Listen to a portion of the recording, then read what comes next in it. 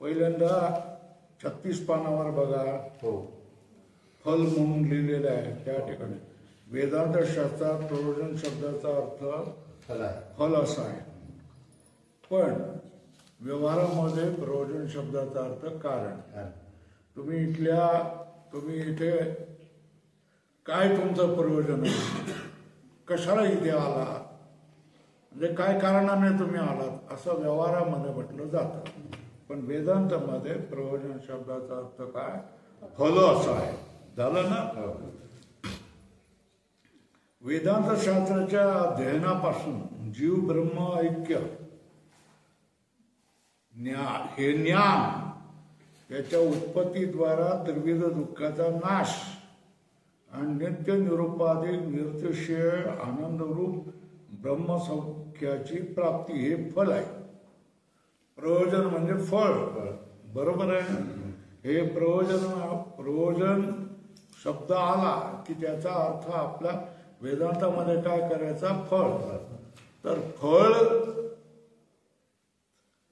काय, वेदांत शास्त्र तुम्ही ऐकलं की तुम्हाला नेमकं फळ काय मिळणार आहे, तर साधी गोष्ट आहे, दुःखाची आत्यंतिक निवृत्ती, परमानंदाची प्राप्ती. बस एवढंच लक्षात ठेवा. प्रयोजन म्हणजे फळ. वेदांत तुम्ही ऐकलात, वेदांत तुम्ही ऐकलात तर तुम्हाला काय फळ मिळणार, काय फळ मिळणार आहे असा प्रश्न येतो. त्यावेळेला त्याचं उत्तर काय दिलेलं आहे की दुःखाची आत्यंतिक निवृत्ती आणि परमानंदाची प्राप्ती, बस एवढंच. बाकी दुसरं काय नाही, दुसरं बोलण्याची काही गरज नाही. कशाचा अर्थ, वेदांत ऐकल्याचा तुमचा फायदा काय, तुम्हाला काय मिळणार आहे, यालाच म्हणजे प्रयोजन काय. वेदांत शास्त्राचं प्रयोजन काय, तर वेदांत शास्त्राचं फळ काय हा त्याचा अर्थ आहे. तर फळ काय म्हणून त्याचं उत्तर काय द्यायचं, उत्तर द्यायचं की दुःखाची आत्यंतिक निवृत्ती सगळ्या जीवाला हवी असते, आम्हालाही हवी आहे. वेदांत शास्त्र केल्यानंतर दुःखाची आत्यंतिक निवृत्ती होईल आणि काय, परमानंदाची प्राप्ती होऊन जाईल. हे फळ आम्हाला पाहिजे, याच्यापेक्षा दुसरं कुठल्या फळाची आम्ही अपेक्षा करत येत नाही. बरोबर आहे. आता शास्त्र कशाला म्हणतात, काळ्या मनुष्य बुद्धीस, हे घ्या, मनुष्य बुद्धीत जे कळणे शक्य नाही ते समजून देणे हे शास्त्राचं शास्त्र आहे. शास्त्र कशाला म्हणायचं, जे कळत नाही ते कळवून देणं एवढंच फक्त, बाकी काय. मनुष्याच्या सामान्य बुद्धीला जे कळत नाही है ना, तेच कळून जे देतं त्याला काय म्हणायचं, शास्त्र. शास्त्रामध्ये शास्त्रत्व काय, शास्त्राचं स्वरूप काय, मनुष्याला जे कळत नाही ते कळवून देणं, हे आपल्याला कळत नाही. संदेह असतो, संशय असतो, मनामध्ये वेगवेगळे फाटे असतात, ते सगळे दूर करून काय, हे असं आहे हे कळवून देणं, याला काय म्हणायचं, शास्त्र झालं. हे झालं शास्त्राचं शास्त्रत्व आहे. आता सगळ्या जगामध्ये तो जीव कुठलाही असू देत, सूक्ष्म जीव असू देत नाही तर मनुष्यापर्यंतचा जीव असू देत, तो आस्तिक म्हणजे देव मानणारा असू देत, देव न मानणारा नसू देत, प्रत्येकाची इच्छा असते की आपल्या वाट्याला दुःख येऊ नये, किंचित देखील दुःख येऊ नये. दुसरी काय होती की आपल्याला जगातलं सगळं जेवढं म्हणून सुख असेल ते आपल्याला मिळावं, हे प्रत्येक जीवाची इच्छा असते. म्हणून प्रत्येक जीवाचं फळ काय आहे, प्रत्येक जीवाचं प्रयोजन काय आहे, हेच जे वेदांत शास्त्राचं प्रयोजन आहे तेच प्रत्येक जीवाचं प्रयोजन आहे. प्रत्येक जीवाला वाटतं की आपल्या वाट्याला किंचित सुद्धा दुःख येऊ नये.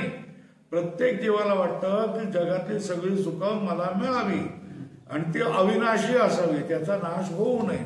हे प्रत्येकाचं ध्येय आहे, जीवनाचं ध्येय काय. सगळी आपण जी तकतक करतो, मरमर करतो, जे काय करतोय, त्रास घेतो, लोन काढतो, आणखी काय काय करतोय, ज्या सगळ्या खटपटी करतोय, त्याचं एकमेव उद्दिष्ट हेच आहे की की माझ्या वाट्याला दुःख येऊ नये, त्रास येऊ नये. हे बघा, झोपड्या बांधल्या होत्या ना, आहे ना, तो वरून गळत होतं, वरून विंचू पडत होते, बरोबर आहे ना, आणि खालून सर्प येत होते. मग काय झालं, बाबा त्रास होतोय, झोपड्या बांधल्या पण झालं, पण त्रास होतोय. मग पत्र्याचं बांधलं की नाही, होय ना. आता पत्र्याचं बांधलं, मग काय अडचण, मातीचं बांधलं. अहो, मातीचं बांधलं तर खालून काय केलं, पायापासून पाणी यायला लागलं, सगळं भिजायला लागल्या. आणि पावसाळ्यात काय झालं, अर्ध्या पाऊण भिंडी भिजूनच गेल्या सगळ्या, है ना. आणि त्याच्यात राहणाऱ्या माणसाला मग सर्दी व्हायला लागलं, खोकला व्हायला लागला, ताप यायला लागला. मग मातीचे काय उपयोग नाही, पाडूया मग, बरोबर आहे. मग आणखी काय केलं, मग सिमेंटचं बांधूया, है ना. हे काहीच आसरा नाही तर मग झोपडी सुद्धा चालली ना. पण झोपडीमध्ये त्रास झाल्यानंतर मग काय झालं, मातीचं असलं तरी चालेल, चाललं ना. मातीचं असल्यानंतर त्याच्यामध्ये पावसाळ्यामध्ये त्रास होतोय, भिंती ओल्या, खालची जमीन ओली, सगळीकडे ओलं, सर्दी, खोकला, ताप, टायफॉइड, हे सगळं. मग काय केलं, मग जरा उंच बांधा जरा, आणि सिमेंट बांधा, सिमेंटचं बांधा, म्हणजे निदान खालून पाणी तरी चढणार नाही, बरोबर ना. मग या ठिकाणी काय केलं, पत्र्याचं बांधलं. पण पत्र्याचं आयुष्य किती, 10-20 वर्ष, ते गळणार की नाही. मग कोणतरी दाता येऊन सांगेलच ना की स्वामीजी एवढं कशाला करतात, पाडून टाका ना, सलाबच बांधून टाका, हे ना, झालं ना.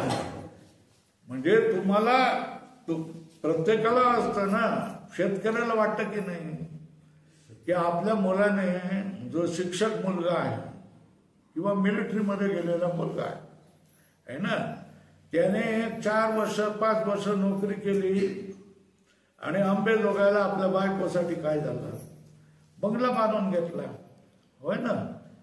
तो समोरच्या बाजूच्या माणसाला काय वाटतं की माझा मुलगा पण असा असता तर माझंही अंबेजोगाईमध्ये घर झालं असतं की नाही, आणि इथलं पण घर असंच झालं असतं की नाही. तोही कष्ट करतो, तोही कर्ज काढायला लागतो, तोही सासऱ्याकडे याच्याकडून पैसे गोळा करून काहीतरी बांधून घेतो की नाही, बांधतो ना. प्रत्येकाला वाटतं बघतोय, पहिल्यांदा कोठ्यात आपण राहायचो, हे ना. मग पत्राच्या चादरी आथरलं, नंतर सलाबवाला बांधलं, मग चक्क टाईलवाला बंगला बांधला. हे कशासाठी चालतं, अरे भाऊ, हे कशासाठी चालतं, सुख केवळ आणि केवळ सुखाट, बरोबर. दुःख नको, है ना, दुःख नको ना, भिजू नको, साप नको यायला, हे दुःखच वाटतं ना. मग त्याच्यासाठी प्रत्येक जीवाला असं वाटत असतो, व्यक्त करता येत नाही, सांगता येत नाही, शास्त्रीय भाषेमध्ये बोलता येत नाही, पण प्रत्येकाला वाटतंय माझ्या वाट्याला यत्किंचितही दुःख येऊ नये आणि सगळं सुख माझ्या वाट्याला यावं, आणि ते कधीही नष्ट होऊ नये, अखंड असावं, बरोबर आहे. तर प्रत्येक जीवाचं ध्येय काय, परत सांगतोय, प्रत्येक जीवाचं, प्राण्याचं ध्येय काय, की दुःख नको, सुख हवं, आणि ते कायम हवं, अविनाशी असो, अविनाशी असो. साधे 2 शब्दामध्ये, दुःख नको आणि सुख हवंय, आणि सगळं दुःख नष्ट व्हायला पाहिजे, सगळं सुख माझ्याकडे यायला पाहिजे, हे प्रत्येक जीवाचं ध्येय आहे. झालं. खाली परत एकदा सांगितलंय, वेदांत म्हणजे उपनिषद, याच्या वर बघा, अज्ञात साधनाचे ज्ञान वेदांत करून देतो, म्हणून वेदांत हे शास्त्र आहे. जे सुखाच्या आणि दुःख निवृत्तीच्या जे अज्ञात साधन आहे, आपल्याला माहित नाही. हे अत्यंत दुःख निवृत्ती कशी होईल कोणाला माहिती आहे, माहित नव्हतं. लोक, माणसं धडपड करत असतात, प्रयत्न करत असतात, बरोबर आहे. अत्यंत सुख, परमानंद कसा प्राप्त होईल, लोक देखील प्रयत्न करत असतात, है ना. पण प्रत्येक ठिकाणी काय करत असतात, त्रासच घेत असतात की नाही. एवढा मोठा बंगला बांधला, 35 लाख लागले, त्याच्यामधले सासऱ्याने 2-3 लाख दिले, कर्ज 2-3 लाख काढलं, आणखी इकडचं तिकडची शिल्लक होती ती सगळी खलास करून टाकली. आता आयुष्यभर काय करेल, कर्जाचे हप्ते फेडत राहील. बरोबर आहे. दुःख सुटत नाही तुमचं. तर प्रत्येक माणसाला वाटत असं की दुःख माझ्या वाट्याला येऊ नये, सुख माझ्या वाट्याला यावं, आणि तो धडपडत असतो. तर त्याचं साधन लोकांना माहीत नसतं. कुठलं तरी साधन, हे साधन असेल, ते साधन असेल, कोणी सांगतं त्याप्रमाणे ते करत असतो. पण हे साधन वेदांत म्हणजे उपनिषद हेच सांगतात. वेदांताचा अर्थ काय? उपनिषद. हे उपनिषद काय करतात? हे शास्त्र आहे आणि हे अज्ञात सुखाच्या, दुःख निवृत्तीच्या आणि सुखाच्या प्राप्तीचं माहीत नसलेलं साधनाचं काय करून देतो? ज्ञान करून देतो. अज्ञात साधनाचे ज्ञान वेदांत करून देतो. मिळालं की नाही मिळालं? कोण केलेलं आहे? तेच महत्वाच्या गोष्टी आहेत. वेदांत शास्त्र आहे. आता वेदांत काय दुःख निवृत्तीचा उपाय हा वेदांत काय सांगतोय? जगाला मिथ्या माना. जगाला तुम्ही सत्य मानला की तुमच्या जवळ भय आल्याशिवाय राहणार नाही, दुःख आल्याशिवाय नाही. मग जगात राहायचं, हे बघा म्हणतात की पाण्यात राहायचं आणि माशाशी वैर करायचं. कसं करायचं असं म्हणतात ना, आपल्याकडे कहाणी आहे ना, पाण्यात राहून माशाशी वैर कसं करायचं म्हणतात. तर संसारात राहून संसाराशी वैर करू नका, पण त्याला सांगा की तू मिथ्या आहे, मी आता तुला घाबरणार नाही. असं तुम्ही एकदा निश्चय केल्यानंतर तुम्हाला घाबरत नाही. कुत्र्याला सुद्धा सांगितलं, कुत्रा समोर तुमच्या समोर उभा येतो आणि तुम्ही आला की एकदम अंगावर आल्यासारखा भाव करायला, एवढं तुम्ही काय करा? पळापळ केली तुम्ही की तुमची पेंट्री धरली आणि काढलं, पोच काढून काढलं. तिथे तुम्ही उभा राहिला आणि दगड हातामध्ये घेतल्यानंतर ते काय करतात? जे संसाराला भ्यालात तुम्ही, तर संसार तुम्हाला आणखी घाबरवत राहील. काय राहील? घाबरवत राहील. आणि संसाराला तुम्ही सांगितलं की मी तुला भीत नाही म्हणून, है ना, आणि खमकेपणाने तुम्ही कंबर कसून उभे राहिले की मग संसार तुम्हाला भेटतो. याचा नाद सोडून द्या, याच्या वाटेला आपण जाऊया नको म्हणून. तर संसारामधलं संसारत्व काय? संसारामध्ये दुःख येतं ते कशामुळे येतं? बुजगावणं जे आहे ते आपल्याला कधी घाबरवतं? त्याला सत्य मानल्यामुळे. तो माणूस उभा आहे ना, दुकानातले पुतळे, कपड्याच्या दुकानातले पुतळे उभे असतात, ते आपल्याला कधी घाबरवतील? त्यांना सत्य मानलं तर. बरोबर आहे ना. आणि त्यांच्यापासून आपल्याला भीती कधी नसेल, त्यांना खोटं मानलं तर. संसार तुम्हाला, संसारातलं संसारत्व काय? की तो दुःख देतो. दुःख देतो का? ते त्याला तुम्ही खरं मानता म्हणून. मग आता संसारातलं संसारत्व कधी नष्ट होऊन जाईल? त्याला खोटं मानलं की त्याच्यामधली दुःख नावाची गोष्ट गेली. संसार हा काय तुम्हाला कधीच त्रास देऊ शकत नाही, आहे ना. देवाला तुम्ही जवळ केलं आणि देवाला सत्य मानलं आणि संसाराला तुम्ही काय मानलं? तू खोट आहेस मानलं की मग काय करतोय? संसार तुम्हाला गरुडासारखा हात धरून उभा राहतो. कसा राहतो? गरुडासारखा हात धरून राहतो. काय बाबा आम्हाला पण सेवा द्या ना थोडी. बरोबर आहे प्रभाकरराव, आम्हाला पण थोडीशी सेवा देऊन द्या. असं करून काय करतो? हात धरून उभा राहतो. पण ज्या वेळेला त्याला तुम्ही खरं मानता त्यावेळेला तो भेसूर राक्षसासारखा जीभ बाहेर काढून तुमच्या समोर दुःखदायक ठरत होते.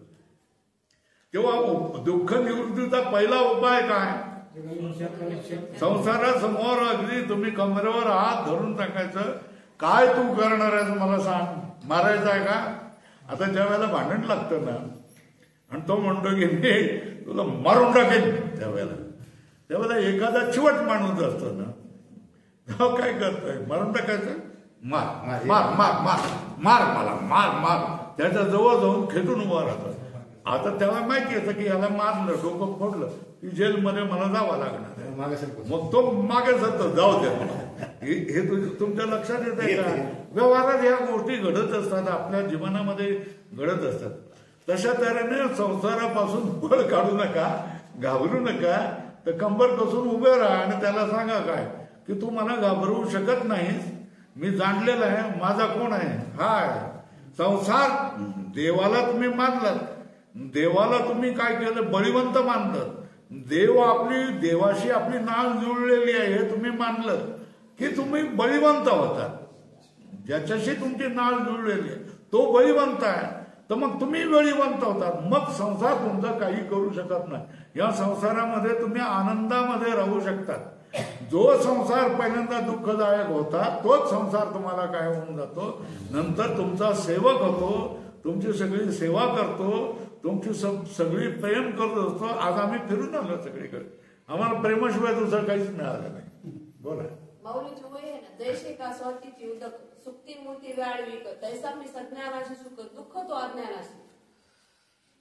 सांगा मराठीत अर्थ. स्वाती नक्षत्रामध्ये पाऊस पडतो, त्या शिंपल्यामध्ये पडला की त्याचे मोती बनतात आणि सापाच्या तोंडात पडला की विष बनतो. हो. आणि तसं मी अज्ञानाला दुःखच देणार आहे, म्हणजे सज्ञानाला सुख देणार आहे संसारामध्ये. बरोबर आहे. अज्ञानाला तुम्ही कवटाळून राहणं, दुःखच होणार. दुःख प्राप्त जे होत आहे की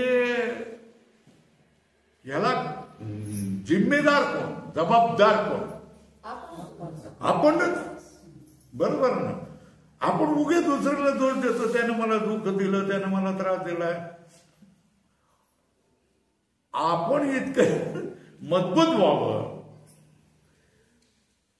मोदी काय सांगतात आठवतं का तुम्हाला? मोदी काय सांगतात माहितीये का?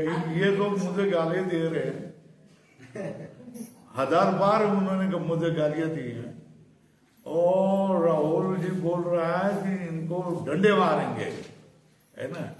उत्तर काय दिलं मोदीने कि मैं और क्या करूंगा, व्यायाम करूंगा और योगासन करूंगा और इतना मजबूत हो जाएगा कि बस उनके डंडे काम नहीं चलेंगे.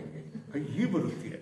याला काय म्हणतात? सकारात्मक वृत्ती जी म्हणतात ती याला वृत्ती म्हणतात. हा सकारात्मक वृत्ती तुम्हाला वेदांत शिकवत असतो, हे आपण लक्षात घ्या. नुसतं त्याच्या संज्ञा समजून हे काही उपयोग नाही.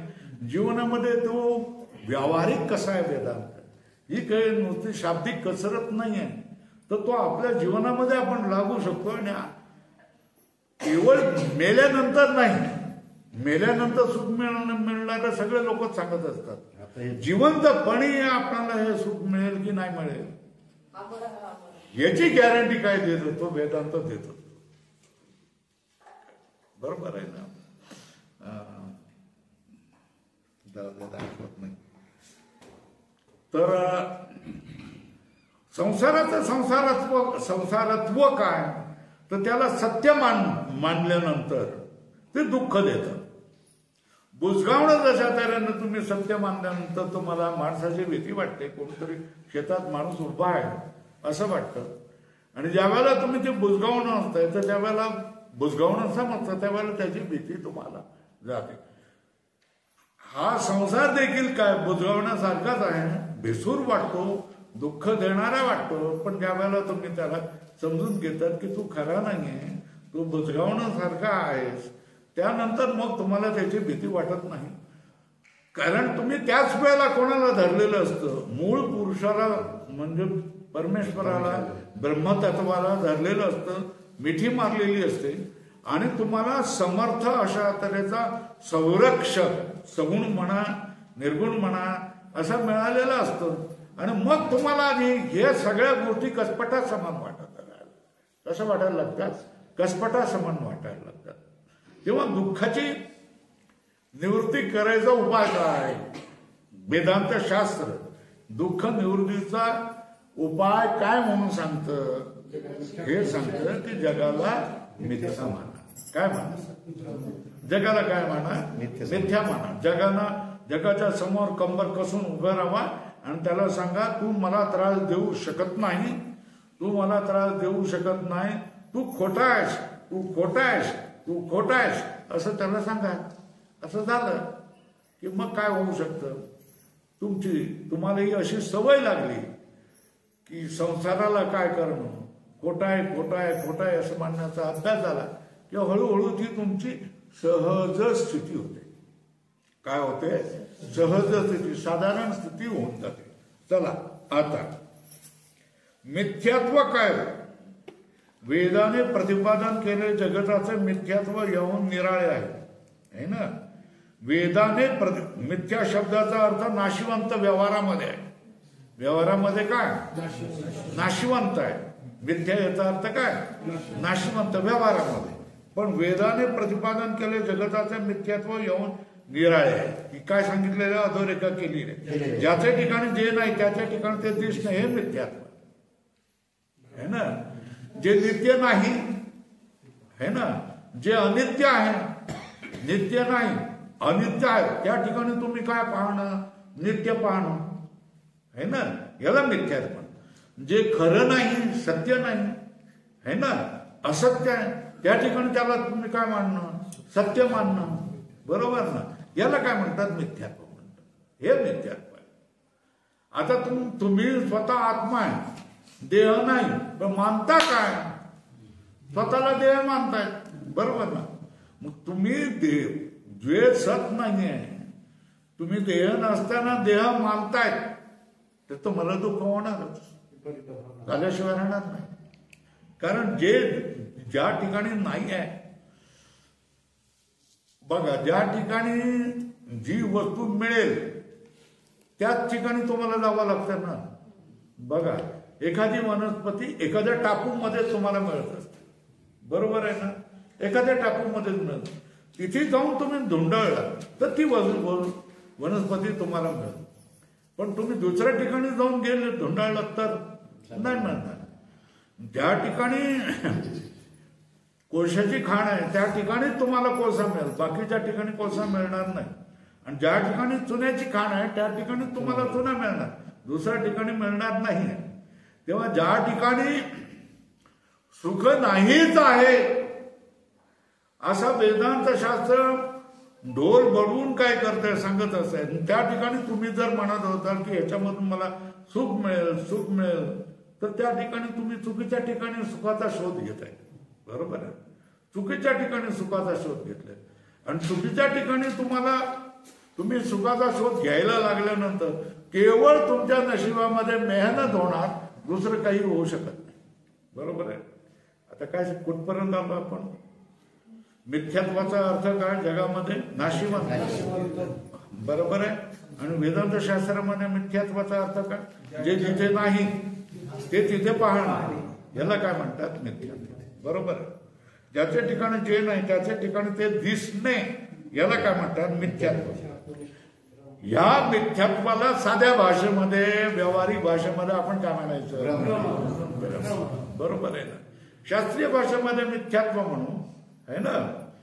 म्हणजे उन्हाळ्यामध्ये तुम्ही कारने जात आहे, तर आता हे डांबरी रस्ते चांगले झालेले आहेत. या डांबरी रस्त्यावर तापतात, तापल्यानंतर हवा अशी फिरायला लागते. बरोबर आहे ना. समोरून बघणाऱ्या माणसाला काय दिसतंय? पाणी आलंय असं वाटतंय, पाणी असं वाहत आहे. त्याला म्हणतात मृगजळ है ना. मृगजळाला आम्ही मृगजळच म्हणतोय. बरोबर आहे ना. पण ते बालक आहे तुमच्या कुशीला बसलेलं आहे, ते पण बघतंय ना. ते काय म्हणणार आहे? पूर आलेला आहे बाबा, बाबा पूर आलेला आहे, आपण वाहून जाऊ बाबा, थांबा ना, असं ते करेल की नाही. हे दोघा मतामध्ये फरक काय झाला? कारण याने अनुभवाने जाणलं की ते मृगजळ आहे, तापलेला रस्ता आहे, त्याच्यावर हवा तापलेली, त्याच्यात लहरी येतात, म्हणतो मृगजळ. आणि हा काय म्हणतोय? याला माहित नाही, अज्ञान आहे, त्याला ते खरं म्हणतोय, खरं जळ म्हणतो गावात. तुम्ही ज्या ठिकाणी जे नाही त्या ठिकाणी ते आहे मानलं तर तुम्हाला भयच होणार. आणि ज्या ठिकाणी जे आहे त्यालाच तुम्ही मानलं तर तुमच्या ठिकाणी भय नसतं. बरोबर आहे. आता मला पाहिल्यानंतर एखादं बालक जे आहे ना, ते घाबरतं. का घाबरतं? आई त्याला सांगते जय कर जय कर जय कर, नमस्कार कर, ते घाबरतं. जवळ नेलं तर जोरजोराने ओरडायला लागतं. का? दुसरे लोक नमस्कार करतायत, आशीर्वाद घेतात, आणि ते बालक घाबरत आहे. काय घाबरतात? अज्ञान आहे ना. काय की हे मला मारेल, दाढीवाला दिसतोय, भयंकर दिसतोय, वाघसिंहासारखं दिसतोय, काय करेल, ही भीती असते ना. बरोबर आहे. पुढे चला. आता मिथ्यात्व याला काय म्हटलेलं आहे व्यावहारिक भाषेमध्ये?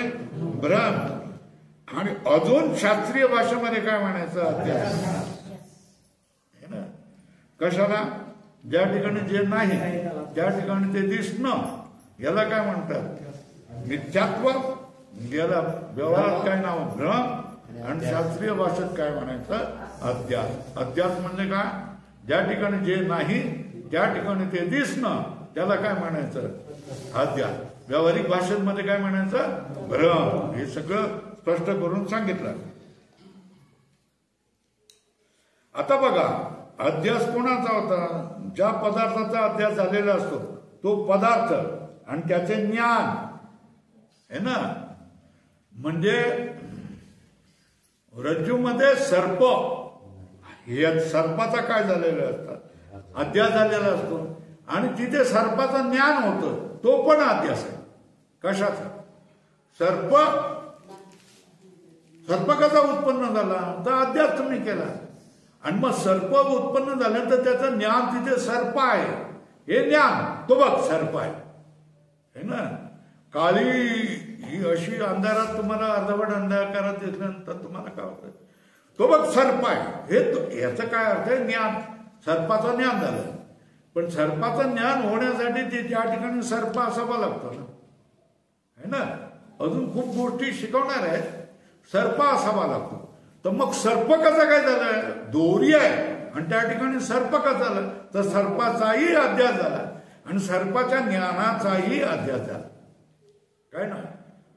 हे बघा, कुठलीही वस्तू असल्याशिवाय त्याचं ज्ञान होणार नाही. बरोबर आहे ना. तुम्हाला काय ज्ञान झालं? तो बघा सर्प, हे काय झालं? ज्ञान झालं. कशाचं ज्ञान झालं? सर्पाचं ज्ञान झालं.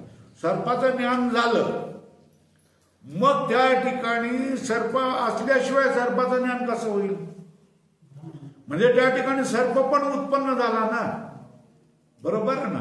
तो सर्पाची उत्पत्ती हा पण अध्यास आहे. सर्प नसताना सर्प दिसणं, सर्पाची उत्पत्ती होणं हा पण अध्यास आहे. आणि त्या सर्पाचं ज्ञान होणं हा पण अध्यास आहे. दोन्ही अध्यास आहे. हे कशाने सांगितलंय? ज्या पदार्थाचा अध्यास झालेला असतो तो पदार्थ, वरली हा सर्प आणि त्याचे ज्ञान, हा सर्प आहे असं लिहा, म्हणजे तुम्हाला कळेल. काय? ज्या पदार्थाचा अध्यास झालेला असतो तो पदार्थ म्हणजे सर्प आणि त्याचे ज्ञान, हे दोन्ही अध्यास. ते सांगतात पुढे. रज्जूच्या ठिकाणी सर्प नाही, पण केव्हा केव्हा रज्जूच्या ठिकाणी सर्प दिसतो, म्हणून सर्प व त्याचे ज्ञान हे दोनही अध्यस्त आहेत. आणि सर्प आहे असा जो व्यवहार होतो त्यास अध्यास म्हणतात. बरोबर आहे. हे दोन अध्यस्त आहे आणि याला काय म्हणतात? अध्यास असं म्हणतात. सर्प आहे असा जो व्यवहार होतो त्याला काय म्हणतात? अध्यास म्हणतात.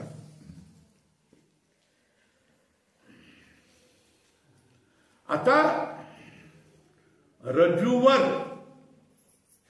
कोण अध्यस्त आहे? सर्प आणि त्याचं ज्ञान, हेही दोन्हीही काय अध्यस्त आहेत. आणि या दोघांचाही काय झालेला असतो? अध्यास झालेला असतो. कशामध्ये अध्यास झालेला असतो?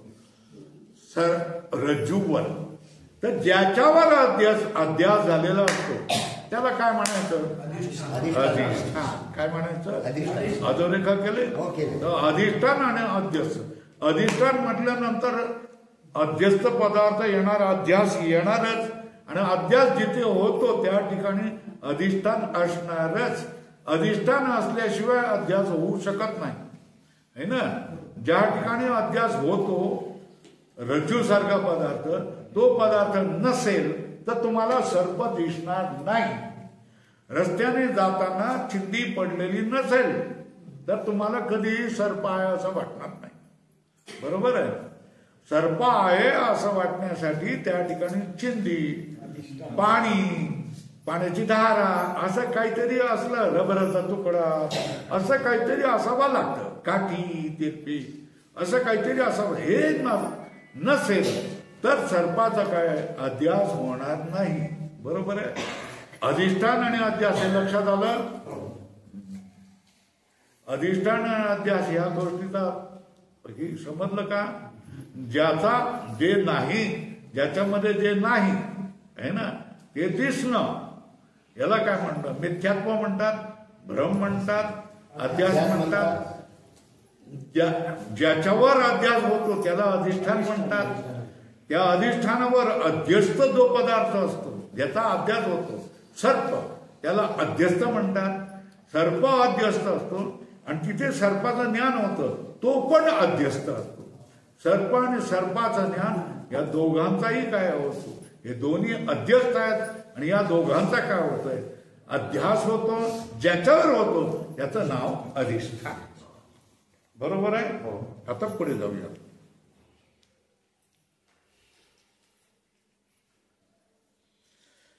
आता हे जो अध्यास आहे, अध्यास हा मिथ्याच असतो ना, है ना. आणि जे मिथ्या असतं,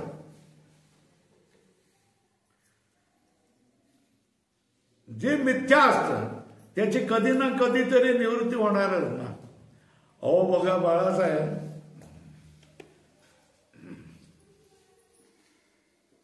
सगळ्याच लोकांना सर्व काळी खोटं बोलून फसवता येतं का? नाही.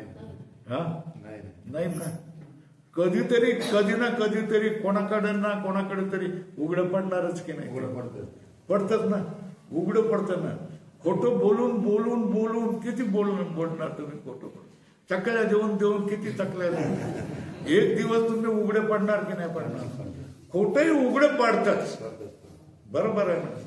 तशा तऱ्हेने अध्यास आहे, या अध्यासाची निवृत्ती होणारच. बरोबर आहे ना. तुम्ही फसता ते कधी? लबाड माणूस असून तो लबाड आहे असं जाणत नाही. तो माझ्यासारखाच आहे, विश्वास ठेवण्यालायक आहे असं समजतात, त्याच वेळेला फसतो नाही. मग आता हे फसण्याचं दुःख निवृत्त कसं होईल? जाणून घेतलं पाहिजे. त्याची लबाडी जाणून, हा माणूस लबाड आहे असं तुमच्या हृदयामध्ये पक्का केल्यानंतर तुम्ही दुसऱ्या वेळेला फसत नाही. बस तो लबाड आहे, आता नाही फसायचं. खोटं बोलून बोलून किती, टाळून टाळून किती दिवस नाही, उद्या देतो, नाही उद्या देतो, नाही उद्या देतो, नाही उद्या देतो, नाही अजून थोडस तिकडे काम होतं, उद्या करतो. आता मग आपण काय म्हणतोय? 7-8 वेळेला आपण ऐकून घेतलं, 8व्या वेळेला म्हणतोय तू लबाड आहे, दुसरं बदलून टाकतो. दुसरं चल बाबा तू करतोस, तू एका दिवसात पटकन करून टाकून देतो. व्यवहारातली गोष्ट आहे की नाही? होय ना. तशाच तऱ्हेने अध्यस्त पदार्थ तुम्हाला फसवत असतो, है ना. या अध्यस्त पदार्थाच्या फसवण्यापासून आपली सुटका करून घ्यायची असेल तर काय करावं लागेल? नाही नाही, ज्याच्यावर तो पदार्थ अध्यस्त आहे तो पदार्थ काय आहे त्याला समजून घ्यावा. म्हणजे सर्प आहे, सर्प हा अध्यस्त आहे ना. आपण ओरडतो आणि बोलवतो, तो टॉर्च घेऊन येतो. टॉर्च घेऊन आल्यानंतर काय होतं सांगा? तो हाताने मग तुझा रे चिंदी आहे रे, उगीच ओरडलास, उगीच आरडलास. सगळ्यांना एवढ्यानं गोळा केलं. किती वाजता? 2 वाजता. सगळ्यांची झोपमोड झाली की नाही?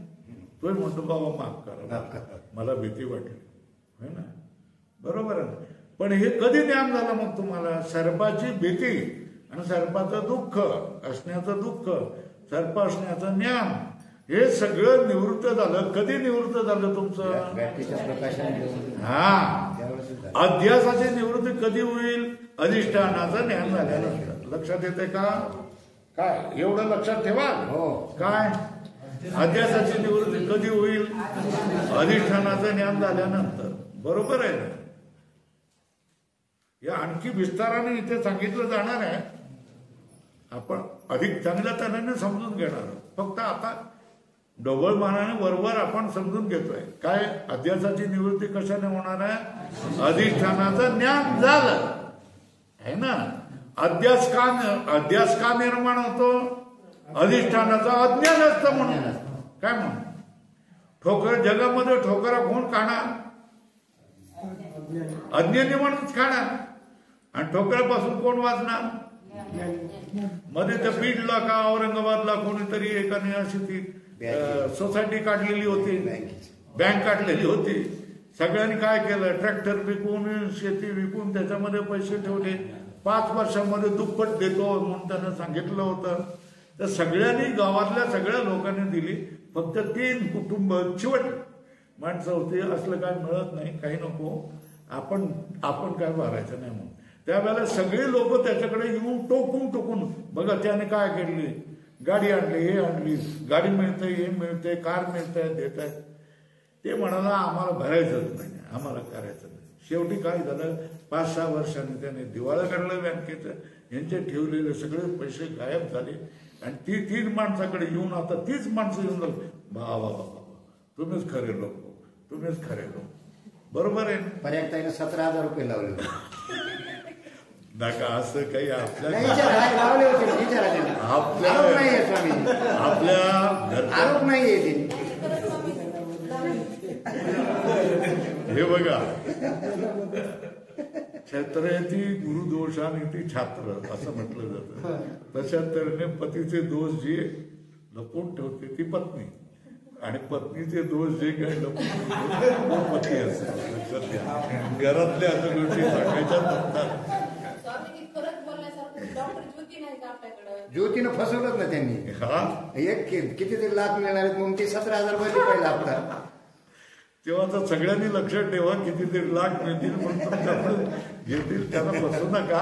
म्हणजे कष्टाचं मी नको म्हणणार स्वामी, मी आणि 1 रुपया कुठं लावला आहे आपल्या आयुष्यात असू द्या. तर सांगायचं काय कारण की आता हे कळल्यानंतर तो माणूस परत तुमच्याकडे येऊ शकतो का? कधी तोंड येतात नाही, तोंड दाखवत नाही आहे ना. मारच खायला गेला तो. बरोबर आहे ना. कारण त्याची फसवणूक कळली. तशा तऱ्हेने अधिष्ठानाचं ज्ञान झालं. माणूस समोरचा खरा आहे का खोटा आहे हे कळलं की त्याच्याविषयीचे भ्रम सगळे निवृत्त होतात. त्याच्यामुळे होणारं दुःख निवृत्त होतो. सगळ्या गावामध्ये बदनामी होते की नाही. त्याच्या घरी पोरीचं लग्न व्हायचं असेल तर अडचणी येतात की नाही? येतात की नाही? सगळे कोणी नातेवाईकाला विचारलेला हा माणूस कसा आहे, पोरीशी संबंध करतोय, तो सगळं सांगून देणार काय लबाड माणूस नाही, याच्याशी करू नका असं सांगून देणार ना. मग ज्या वेळेला तुमच्याकडे अडचणी येतात, स्वामीजी पोरीकडे सगळे येतात पण पुढे काही बोलतच नाही, ह्याचा अर्थ काय समजायचा? समजलं का? हे ना, पोरीकडे येतात, पोरीला पाहायला येतात, मग पुढे काही बोलतच नाही. हे ना, असं आम्हाला सगळं ऐकू येतं. चला पुढे ना.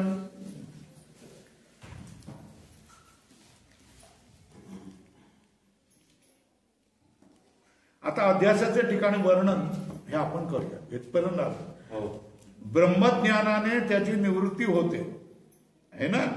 हे बघा, अधिष्ठान ज्ञानाने, इथे वर बघा पहिल्या पंक्तीमध्ये, अधिष्ठान ज्ञानाने अद्यचं सर्प व त्याचे ज्ञान याची निवृत्ती होते. त्याप्रमाणे आत्मा म्हणजे ब्रह्माचे अधिष्ठानावर जगताचा अध्यास होतो. अधोरेखा करायला सांगितली आहे तुम्हाला है ना. आणि ब्रह्मज्ञानाने त्याची निवृत्ती होते है ना. म्हणजे अध्यास निवृत्तीने सकल दुःखाची निवृत्ती आणि परमानंदाची प्राप्ती होते. हे जीवाचे साध्यास मुख्य साधन आहे व यानेच प्रयोजन म्हणजे फळ सिद्ध होते. हे महत्वाचं आहे. हे लक्षात ठेवण्यासारखं गोष्ट आहे. बरोबर आहे. आता आपण इथपर्यंत आपलं हे झालं. हे कशासाठी करणं, हे कळणं महत्वाचं होतं म्हणून परत सांगितलं है ना. रिव्हिजन केली, हे महत्वाचं कळणं महत्वाचं आहे. घरी जाऊन थोडंसं चिंतन केलं तर या सगळ्या गोष्टी तुम्हाला समजायला लागतील, अभंगही समजायला लागतील. संतांनी सांगितलेले काय सांगितलेलं आहे, देखिला देखिला माय देवाचा देवाचा देव विठला संदेव विठला संदेव हिमालय तुझे हिमालय तुझे पण. बरोबर आहे ना? किती आनंद होतो की नाही सांगा. हे कळल्यानंतर तुम्हाला ती लाईन कळेल, चरण कळेल हे ना. संदेह फिटले की दुःखाची निवृत्ती कोणाकडून होणार? याच्याकडून होईल का? त्याच्याकडे जाऊ का? तो करू का? तो करू का? तो करू का? ओ लोकांचं असं होत आहे, व्याज मिळवण्यासाठी गेले मुद्दल बी गमावून. असं अनुभवाला येतं की नाही चंद्रकळाबाई? येतं का नाही येतं? बघितलंय का तुम्ही व्यवहारामध्ये? व्यवहारामध्ये बघितलंय की नाही तुम्ही? काय व्यवहारामध्ये बघितलंय की नाही? व्याज मिळवायला गेले आणि मुद्दलही निघून गेलं. तेल गेलं तू राहिलं दुपाट म्हणतात ना, या म्हणी त्याच्यामधूनच आलेले. तसं आहे द्वैताची झाडे गुरुविन ज्ञान तया कैची कीर्तन घडेला नाही. द्वैत अद्वैताची प्राप्ती. आता पुढे सांगते, अध्यासाचे वर्णन जीवाच्या स्वाभाविक समजुतीच्या अत्यंत विरुद्ध असल्यामुळे लवकर पटण्यासारखे नाही. बरोबर आहे ना? आपण जी भाषा बोलतोय ही नवीन आलेल्या लोकांना कळणार नाही कळत. नाही कळत. काहीतरी बोलतायत, वरून जातायत, समजत नाही. असंच कशाला बसावं याच्यामध्ये है ना. अध्यासाचे वर्णन जीवाच्या स्वाभाविक म्हणजे व्यवहारामध्ये ज्या गोष्टी आहेत त्या गोष्टीच्या समजूत काय आहे? अरे हा दिसता हा संसार आहे, हा खरंच आहे ना. हे पाणीने पिलं तहान भागले की नाही भागली? हे खोटं कसं?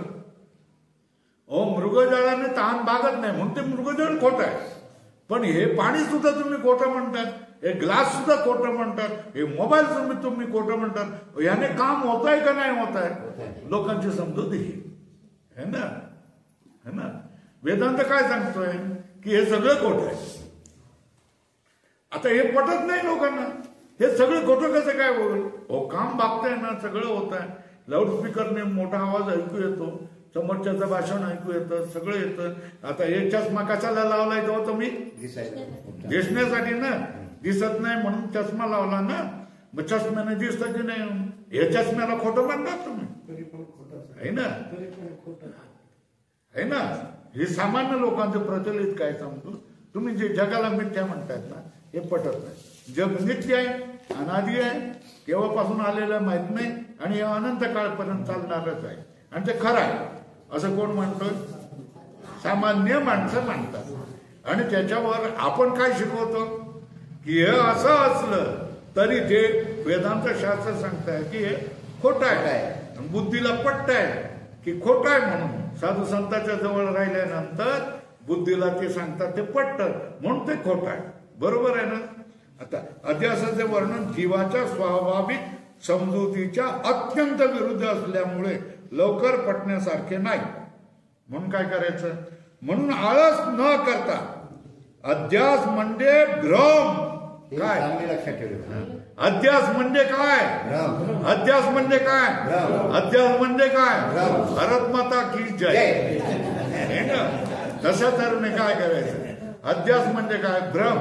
ही चांगले लक्षात ठेवून पुढील विषयाचे वारंवार चिंतन केल्यास समजून येईल. बरोबर आहे. इथे सांगितलं प्रथम पूर्व पक्षाच्या दृष्टीने आत्म्यावर. पूर्व पक्ष काय सांगतोय की आत्म्यावर अहंकारादी अनात्म पदार्थ अध्यस्त असणे संभवनीय नाही. अधोरेखा करा. पूर्व पक्षाचं मत असं परिच्छेदामध्ये लिहा. परिच्छेदामध्ये काय लिहिशाल तुम्ही? पूर्व पक्ष कशावर भांडणार आहे ना. काय सांगतोय हे बघा. एकदा तुम्ही पदार्थ सत्य पदार्थ कुठला? तर आत्मा. बरोबर आहे ना. मग आत्म्याहून भिन्न पदार्थ कोण आहे? बंध, जगत, संसार. तो काय झाला? अनात्मा. तुम्ही काय सांगता? या आत्म्यावर सगळं जगत काय? अध्यस्त आहे. म्हणजे आत्म्यावर कोणाचा अध्यास आहे? अनात्म्याचा. सगळ्या जगाचा अध्यास आहे ना. सगळं जग म्हणजे बंद आहे ना, त्याचा अध्यास आहे. अध्याचं कोण? सगळं जग कोणावर? आत्म्यावर. आत्मा कोण? अधिष्ठान. बरोबर आहे. असं तुम्ही सांगतायत ना. पूर्व पक्ष काय सांगतोय की आत्म्यावर अनात्म पदार्थाचा म्हणजे जगताचा अध्यास होणं शक्य नाही. काय सांगताय? सांगितलंय बघा. प्रथम पूर्व पक्षीच्या दृष्टीने आत्म्यावर अहंकार आदी अनात्म पदार्थ अध्यक्ष असणे संभवनीय नाही, हे महत्वाचं आहे. पूर्व पक्षाचं म्हणणं काय? आत्म्यावर अनात्म पदार्थ अध्यक्ष कसा असेल? प्रश्न काय? आत्म्यावर जो आत्मा नाही असा जो अनात्म पदार्थ आहे त्याचा अध्यास कसा काय होईल? अरे आत्मा आहे तर आत्मा जर असणार आहे ना, त्याच्यावर अनात्म पदार्थाचा अध्यास कसा काय होईल? होणार नाही. कोणाचं म्हणणं आहे? पूर्व पक्षाचं म्हणणं काय? आत्म्यावर सगळ्या जगाचा म्हणजे अनात्म पदार्थाचा अध्यास होणं शक्य नाही, हे पूर्व पक्षाचं म्हणणं. बरोबर आहे. असे सांगून नंतर सिद्धांतीच्या मताने अध्यास कसा संभवनीय आहे हे सांगू. पहिलं बघा, पूर्व पक्षाचं म्हणणं सांगा मला काय ते.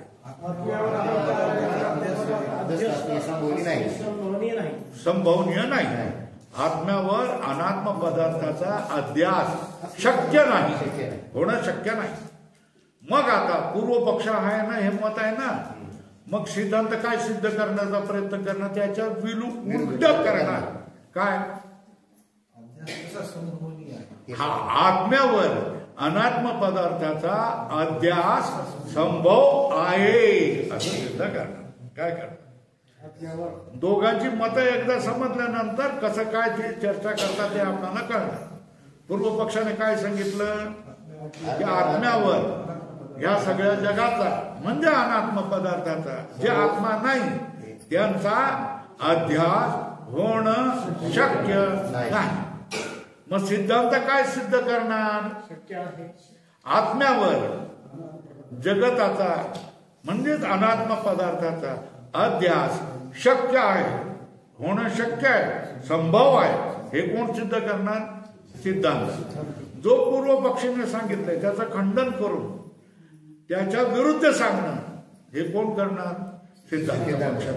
बरोबर आहे. पूर्व पक्षाचं म्हणणं लक्षात आलं? लक्षात ठेवलं का? काय? आत्म्यावर अनात्म पदार्थाचा म्हणजे जगताचा अध्यास भ्रम होणं शक्य नाही. बरोबर आहे. आता याच्यावर सिद्धांत काय करणार आहे? आत्म्यावर अनात्म पदार्थाचा म्हणजे जगताचा अध्यास म्हणजे भ्रम होणं शक्य आहे. बरोबर आहे. चला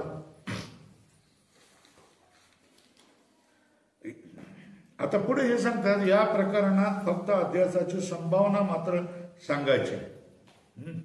अध्यास काय? त्याची सिद्धी कधी करणार आहे? चौथ्या. बरोबर आहे. एवढं समजण्यासारखं. आता फक्त काय? अध्यास होण्याची संभावना शक्य आहे एवढंच सिद्ध करणार. आता तिसऱ्या पॅराग्राफ मध्ये चला.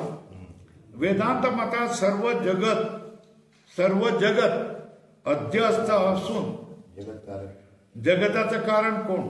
ब्रह्मस्वरूपाचे आत्मस्वरूपाचे जे अज्ञान तेही आत्मस्वरूपावर अध्यस्त आहे. झालं? अधोरेखा केलं. आता हे विधान काय काय ह्याच्यामध्ये सांगितलंय? नेमकं काय सांगितलंय? वेदांत मतामध्ये कोण अध्यस्त आहे? ब्रह्मस्वरूपाचे नाही, पहिलं सांगा. पहिलं काय? जगत. नंबर 1 वर लिहा. वेदांत मतात सर्व जगत अधोरेखा करा. वर 1 हे एक अध्यस्त आहे ना. दुसरं काय? अज्ञान. अज्ञानवर अधोरेखा करा. अज्ञानच्या खाली वर 2 लिहा. आता हे अज्ञान कोणाचं? एक तर ब्रह्माचं किंवा आत्म्याचं. ब्रह्म आणि आत्मा एकच पर्यायवाची शब्द आहे. ब्रह्माचं अज्ञान म्हणा किंवा आत्माचं अज्ञान म्हणा, आहे ना. या दोन्ही गोष्टी काय अध्यस्त आहेत. आता हे अध्यस्त आहेत, हे कोणावर अध्यस्त आहेत ते पण सांगितलंय. आत्मस्वरूप है ना. आत्मस्वरूप काय वर लिहा अधिष्ठान है ना.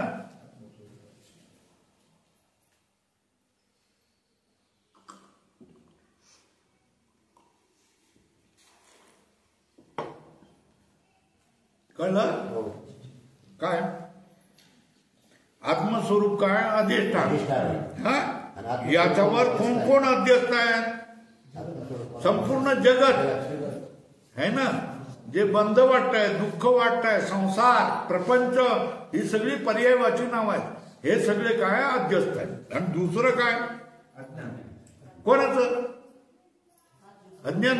म्हणजे अज्ञान म्हटलं कोणाचं आपलं म्हणजे आत्म्याचं किंवा जगताचं कारण जे ब्रह्म आहे त्या ब्रह्माचं है ना. बोला आता हे कोण, हे कोण आत्मस्वरूप. ह्याचं नाव काय अधिष्ठान. ह्याच्यावर अध्यस्त कोण आहे. संपूर्ण जगत अध्यस्त आहे.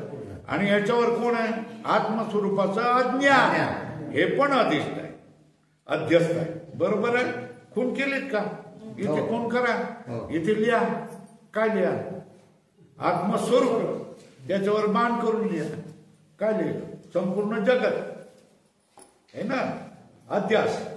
आणि नंतर काय लिहिणार ब्रह्माचा अज्ञान, याचाही अध्यास आहे. हे दोन्ही अध्यस्त आहेत. आणि अधिष्ठान कोण आहे.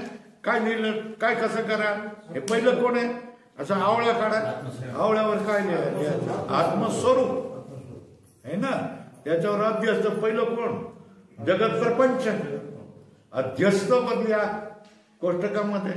आणि नंतर काय लिहा आत्माचा अज्ञान. हे दुसरं हे पण अध्यास आहे. या दोघांचा अध्यास होतो. कुठल्या अधिष्ठानावर आत्म्यावर किंवा ब्रह्मावर. काय म्हणा ब्रह्म म्हणा आत्मा म्हणा काय म्हणा.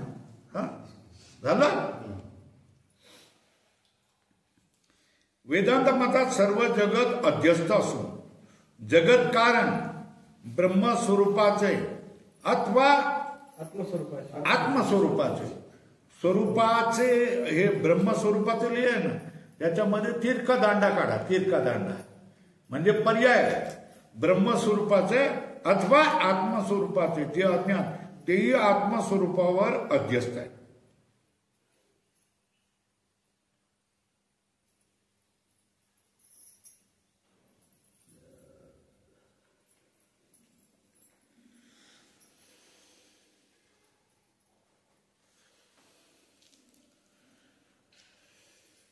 आता बघा, आता आपण उदाहरणावर येऊया म्हणजे तुम्हाला पुढचं गोष्ट कळेल.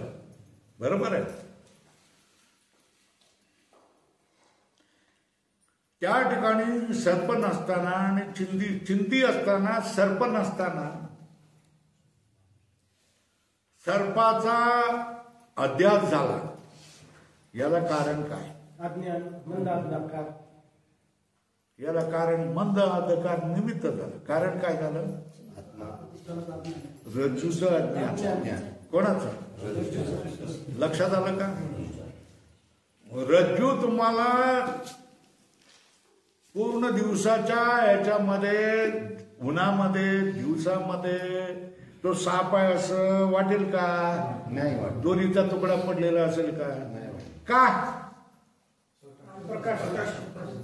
नाही.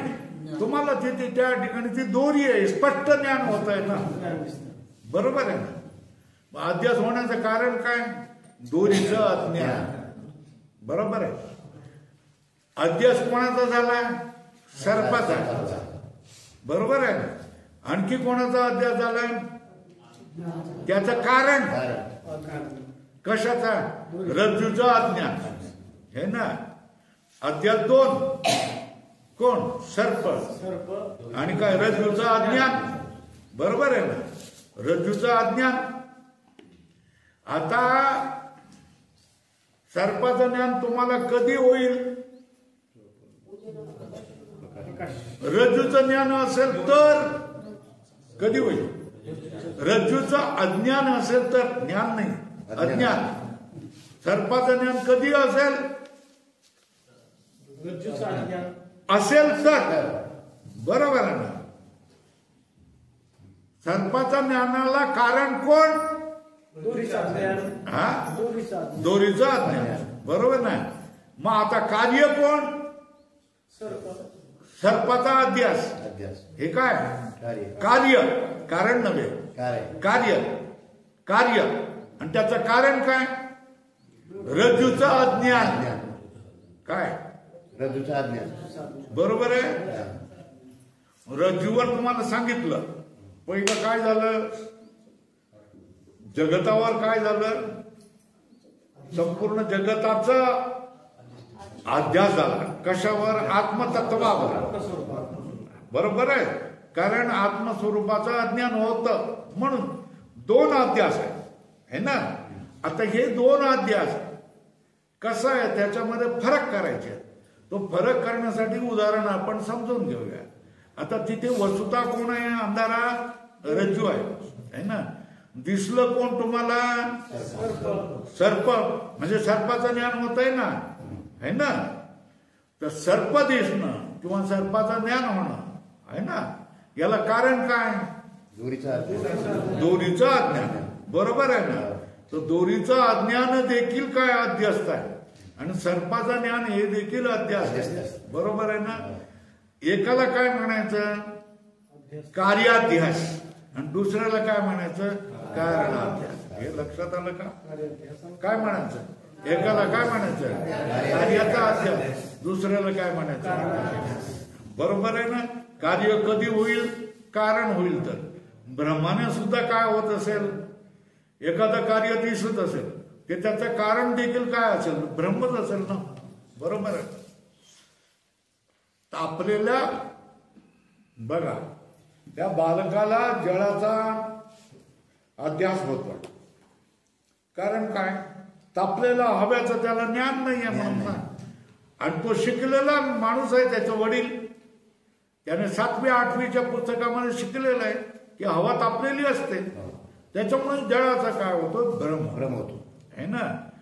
ते जर काय तापलेली हवा असं जर त्याला ज्ञान झालं तर मग त्याला मृगजळ दिसणार नाही ना. खरं जळ वाटणार नाही. तो त्याला काय म्हणेल? मृगजळ असं म्हणेल. खोटं आहे ते, असं म्हणेल ना. मृगजळ म्हणजे खोटं जळ ना. बरोबर आहे. घ्या. त्यात अज्ञानात कारणाध्यास आहे ना. वेदांत मतात सर्व जगत अध्यस्त आहे. एक झालं. जगत कारण ब्रह्मस्वरूपाचे आत्मस्वरूपाचे अज्ञान, तेही आत्मस्वरूपावर अध्यस्त आहे. दोन झाले. बरोबर. त्यात पहिल्याला काय म्हणायचं? अज्ञानात कारणाध्यास. एक. आणि अहंकारापासून पृथ्वी, आप, तेज, वायू या आकाशपर्यंतच्या सगळ्या याला, प्रकृतीपर्यंत याला काय म्हणायचं? कार्याध्यास. दोन म्हणतात.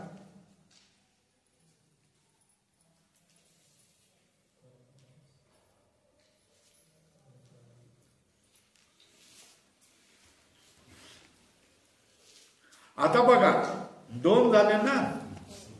एक सर्पाचा अध्यास झाला आणि दुसरं काय? रज्जूचं अज्ञान झालं. तुम्हाला साक्षात दुःखाला, भयाला कारण कोण झालं? कोणाचा अध्यास? दोन अध्यास झाले ना. एक सर्पाचा अध्यास आणि दुसरं काय झालं? रज्जूचा अज्ञानचा अध्यास. या दोघांपैकी तुम्हाला साक्षात कोणामुळे दुःख झालं? सर्प दिसण्यामुळे ना. कार्याध्यास. कार्याचा अध्यास हा तुमच्या साक्षात कशाचा? दुःखाचा कारण असतो. कोणाचा? कार्याचा अध्यास हा तुमच्या कशाचा? साक्षात दुःखाचा कारण असतो. सरळ सरळ. सर्प दिसला म्हणून मला मी ओरडलो, है ना. तिथे रज्जूचं अज्ञान होतं असं थोडंच तो म्हणतो. तो काय म्हणून मला सर्प दिसला म्हणून मी ओरडलो. बरोबर आहे ना. साक्षात भयाला, साक्षात दुःखाला कारण कोण असतं? कार्याध्यास असतं. कशाचं कोण असतं? कारण असतं कार्याध्यास असतो. बरोबर आहे. आणि कोण नसतं? कारणाचा अध्यास. तेच सांगितलं. कारणात ज्याचा साक्षात दुःखास हेतू नसतो, अधोरेखा करो. कार्याध्यासच साक्षात दुःखास हेतू आहे ना. आता 2 अध्यास झाले ना. लक्षात येत आहेत की नाही?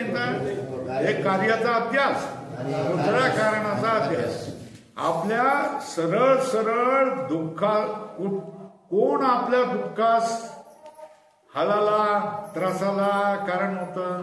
कार्याचा अध्यास आहे ना. कार्याचा अध्यास. आणि कोण नाही कारण होत? कारणाचा अध्यास नाही आहे ना. पण कारणाचा अध्यास झाल्याशिवाय कार्याचा अध्यास होऊ शकत नाही. म्हणूनच त्याच्यामध्ये कार्य कारण भाव आहे. हे लक्षात येतंय का? है ना. कारणाचा अध्यास केल्याशिवाय कार्याचा अध्यास होऊ शकत नाही. पण कार्याचा अध्यासच आपल्याला काय करतोय? सरळ सरळ त्रास देणार. पहिला त्रास देणारा कोण? कार्याचा अध्यास. बरोबर आहे.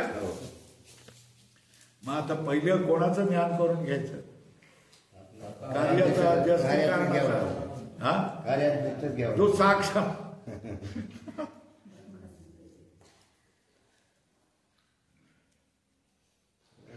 साक्षात दांडकं घेऊन तुमच्या समोर मारायला आलेला आहे आणि मागे दोरी घेऊन त्याच्या मागे दोघे तिघे धावतात, तर पहिल्यांदा तुम्ही सामना कोणाचा करणार?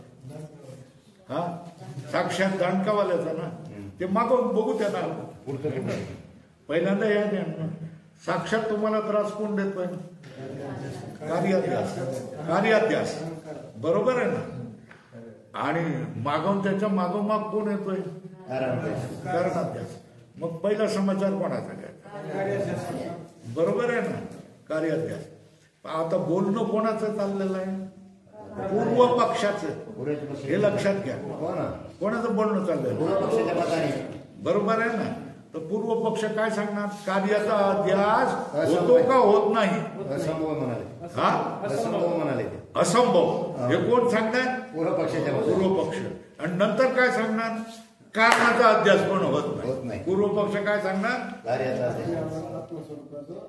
कार्याचा अध्यास होत नाही. बरोबर आहे. नंतर काय सांगणार? कारणाचा अध्यास पण होत नाही. आता याच्या उलट सिद्धांती काय सांगणार?